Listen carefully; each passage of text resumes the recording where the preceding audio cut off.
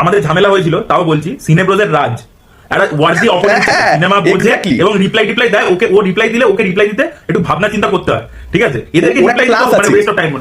ওর class আছে, ও cinema বোঝে এবং ওটাই তো বলছি, ওকে রিপ্লাই দিতে একটা মজাও লাগে। তো আমি বলছি কি, যারা আমাদের পিছনে লাগবার চেষ্টা করছেন বিভিন্ন ভিডিওতে, তাদেরকে বলবো তোমাদের দিয়ে হবে না, কারণ তোমাদের নলেজ সীমিত, মাথা ছোট। তোমরা এক কাজ করো, রাজকে ভাড়া করো, দিয়ে ওকে নিয়ে এসো, তাহলে লড়াইটা করতে মজা লাগে। এটাই বলবো। আমার এগুলো ঠিক আছে, ও বলেছে ঠিক আছে, কিন্তু আমার কথা হচ্ছে দেখো, রাজ চিল, হ্যাঁ ভাই, ভিডিওটা দেখলে চিল, আমরা মজা করছিলাম। রাজ রিপ্লাই দিতে চলে এলো।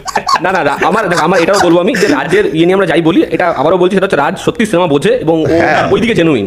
আমাদের সাথে ক্লাস হতে পারে ওর, বাট সিনেমা মানে এটা আমি ডিসঅনেস্টি বুদ্ধি বলতে পারবো না, ছেলেটা সিনেমা বোঝে না, উল্টো পাল্টা বলছো না বিষয়টা। এবং ও কারোর সাথে ক্যাজাল করলে ওয়ার্ডি অপোনেন্ট আর কি, সেটাই বলছি। হ্যাঁ অবশ্যই। মানে ওই একটা কথা আছে না, যে বোকা বন্ধুর থেকে মানে একটা বুদ্ধিমান শত্রু ভালো, সেটাই আর কি, সেরকম ব্যাপারটা আর কি। আমি একটা ছোট ঘটনা, আমাদের ঝামেলা হয়েছিল, তাও বলছি, সিনেব্রোজের রাজ